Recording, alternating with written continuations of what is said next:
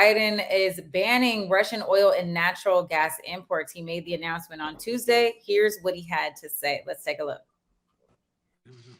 President Biden announced the U.S. is now banning Russian oil imports into the country. That means Russian oil will no longer be acceptable at U.S. ports, and the American people will deal another powerful blow to Putin's war machine. The administration had been reluctant to take the step out of concern over soaring gas prices, but the White House has been under increasing political and public pressure to enact the ban. No Russian oil. A new national poll shows the majority of Americans, around 71%, say they support the ban, even if it means paying more for gas. As far as I'm concerned, gas prices are irrelevant. The only thing that matters is that we take a stand. The European Union is not expected to follow suit. Europe relies on Russia for about 40% of its energy. The United States produces far more oil domestically than all the European countries combined.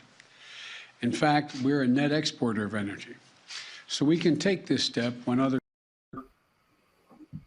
Well, Mike Davis, I mean, this is, we're doubling down on the sanctions. We're doubling down. So, I mean, huge spike in gas prices right now. I mean, I know you're the Tesla guy, so you don't care. But for the average American, I mean, the average price right now across the country is $4.14. It's a huge high since 2008. It actually surpassed what we saw in 2008.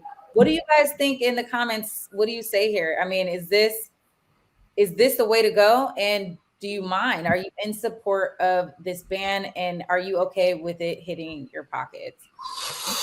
I'm not, but I mean, I'm not, but I understand it. I think where I come from on this is just that in our country, we're not getting our oil from Russia.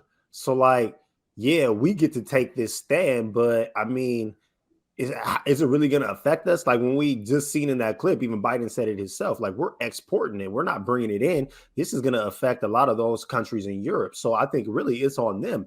And what's it going to mean for their citizens? And when you look at what gas prices are across the pond, they're like twice as high as they are here. So it's like those folks over there really are the ones that have to eat this. So, I mean, he can do this if this is what he wants to do. But I just don't really feel like it's my place to say yay or nay because it's not really affecting us here in that way. So, I mean, it's a step. It's another step to take. It's another way to hurt Russia. But I mean, I don't know, man. Putin's a gangster. I just don't really see this being the thing that makes Putin back down. Well, this is definitely, I think it's important that, the United States does take a stand. And this is just, again, one of the many things that they're going to do to attack the economy in Putin's war. It's difficult to say whether or not this is what is actually driving up gas prices because gas prices were already astronomically high, right? So I purchased gas yesterday for $4.99 a gallon. That's absolutely insanity. To fill up my car was $75. It actually didn't fill it up all the way. I was complaining to Rodney that it didn't fill it up. But $75. And, I'm lucky enough and blessed enough right now that I can financially afford to fill my truck up. But again, we're moving back to life being reopened and moving back to having to go to work every day and, getting on this commute and driving a car with $5 at $5 a gallon is just, it's insane. But it was already high, right? Like before it was like $4.75, $4.89. At $4.89 and it's going up, additional 10 cents. It's not that big of a difference right now.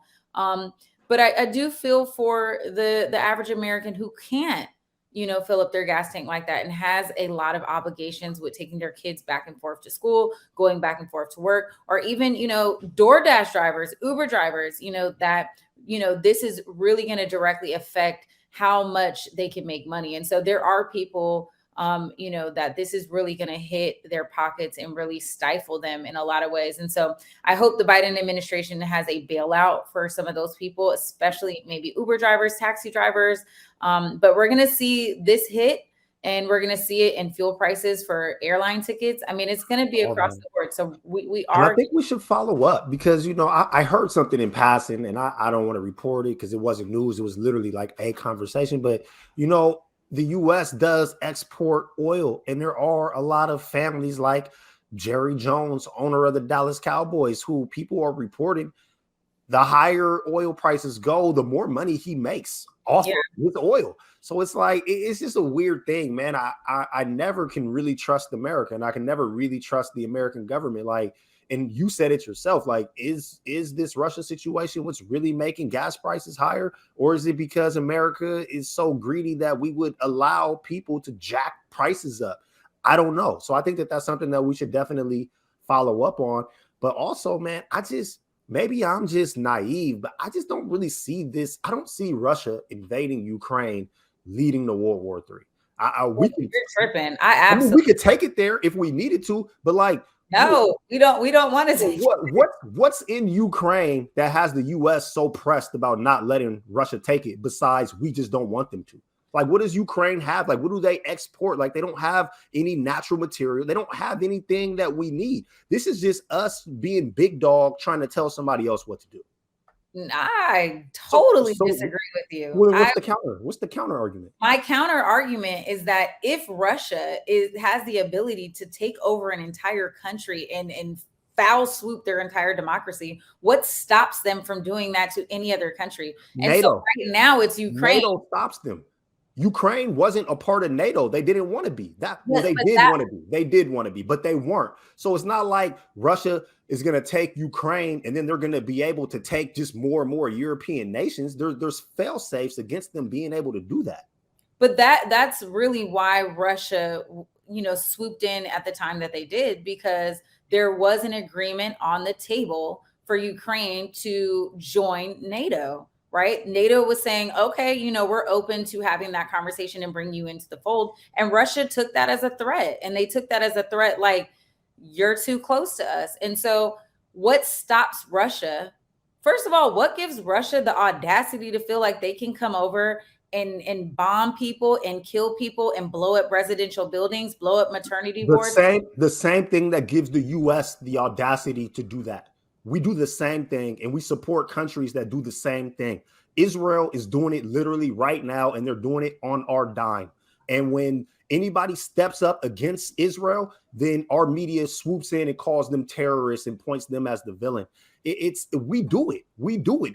We don't want anybody else doing what we do. That's what it really comes down to. There's nothing. Russia's not going to take over the world by taking Ukraine. They wouldn't even take Europe by having Ukraine. There's nothing there. There's nothing of value Russia there. is a huge enemy of the United States and a huge superpower of the world. If Putin feels like pulling up with some nuclear weapons, I think the least we can do is say we're going to pull back this oil, but we need to just relax and not start a war. I'm telling you, I'm not playing with this situation, Mike Davis. You can talk to your ass catch on fire. We don't need to be having no play with Putin. That's just, Putin is like Donald Trump on crack. Like, we don't want that smoke. Do you want that smoke? We're the ones doing it. I didn't want us to do anything. I'd rather have sat this out. Like, we just need to chill. But I mean, I'm cool with the sanctions and I'm cool with supporting the people in Ukraine. But listen, y'all, I'm not with the smoke. I love the comments section is blowing up. Y'all, I know. Y'all pull up in Mike Davis's DMs tonight. Everybody's clapping at me, man. But look, man, I'm just trying to tell y'all, man. You're like the guy holding the nuclear trigger. Like, this wasn't our beef, man. We put ourselves into this beef, man. Europe could handle their own problems, man. They didn't need the U.S. sticking our nose in it, man. Fighting for democracy. Democracy doesn't even exist. Where's democracy at, man? Please, we can't even. Don't get me started on democracy. Give us voting rights. How about we make us a democracy before we start trying to do global democracy? I don't know, Mike Davis. You're not with me.